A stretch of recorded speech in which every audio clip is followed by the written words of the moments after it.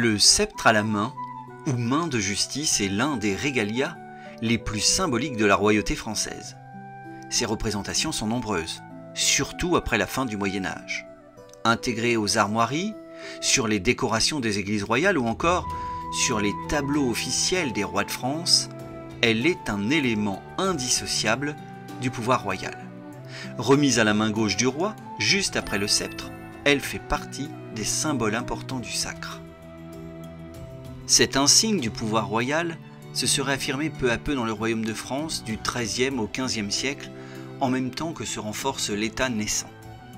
Le roi, pour se distinguer des autres pouvoirs, particulièrement ceux seigneuriaux, veut s'appuyer sur ses attributions judiciaires, qu'il ne va avoir de cesse d'augmenter. Aidé par les penseurs de son temps, mais s'appuyant aussi sur des auteurs plus anciens comme Alcuin qui avait vécu au IXe siècle sous Charlemagne, le monarque va étendre son emprise judiciaire en insistant sur le fait que l'élaboration de la loi ne peut être liée qu'au souverain car son pouvoir émane de Dieu. Probablement dans ce contexte, la main de justice apparaît pour la première fois selon les sources comme un sceptre à la main étroitement lié au pouvoir, et ceci en 1226. La veuve Blanche de Castille fait sacrer son jeune fils Saint-Louis et on lui adjoint comme régalia un bâton de commandement richement décoré avec à son extrémité une main gauche en ivoire bien particulière. Il est difficile de connaître son origine, tant les sources manquent. Des historiens ont pu assimiler cette main au sceptre de la maison d'Israël, dite clé de David, que l'on trouve définie dans les ordinaices du XIIIe siècle. Elle renverrait à l'idée de service du roi, celle d'un bon intendant. D'autres voient dans cette même main de justice des similitudes avec le Scipio Eburneus, sceptre en ivoire utilisé par les consuls sous la République romaine et repris plus fréquemment par les empereurs romains. Souvent surmonté d'un aigle, il représentait la puissance consulaire. Alors qu'il était d'usage lors du sacre de remettre une verge au souverain, l'ajout de la main bénissante au XIIe-XIIIe siècle aurait peut-être permis de tempérer les significations originelles un peu brutales du bâton de commandement. Longue de plus d'un demi-mètre, cette main de justice comportait 3 parties. La main proprement dite, avec 3 doigts tendus, le pouce, l'index et le majeur, et 2 doigts repliés, l'annulaire et l'auriculaire. Le nœud, avec un médaillon orné de pierres précieuses après la Révolution pour le sacre de Napoléon. Et enfin, le manche en or, avec une partie décorée de fleurs de lys, et se terminant par une boule à portée décorative. Ce sceptre à la main est un élément symbolique fort.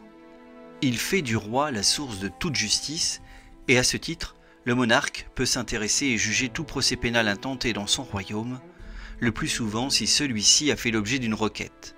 Le roi est ainsi le juge suprême face au Seigneur, car la justice royale a un lien plus qu'étroit avec Dieu. Elle rend le roi redevable de justice envers son peuple. Sur la main, chaque doigt a une portée symbolique.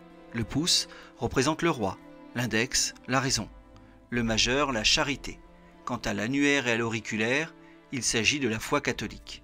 Les 3 doigts tendus sont aussi l'expression de la Trinité. Dès les Valois, l'annulaire est orné d'un anneau à saphir évoquant le mariage entre le saint et la politique, le roi et son peuple.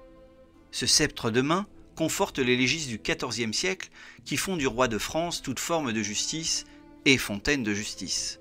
Pourtant, le nom véritable de l'objet, à savoir main de justice, n'apparaît que pour la première fois dans les sources écrites en 1461, lors des obsèques de Charles VII.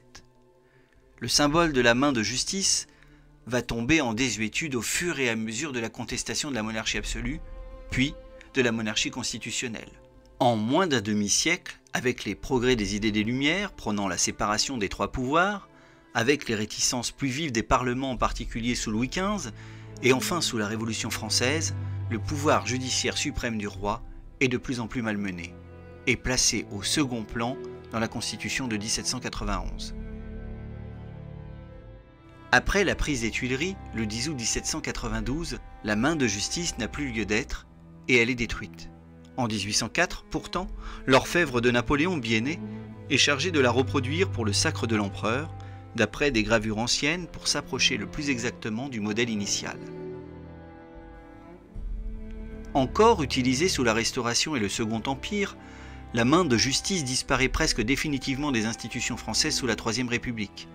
Remplacée par l'allégorie de la justice présentant une femme aux yeux bandés portant balance et tenant un glaive, on trouve encore de nos jours quelques traces de la main de justice, notamment au Sénat sur le faisceau de pique ou encore sur les insignes des sénateurs appelés baromètres.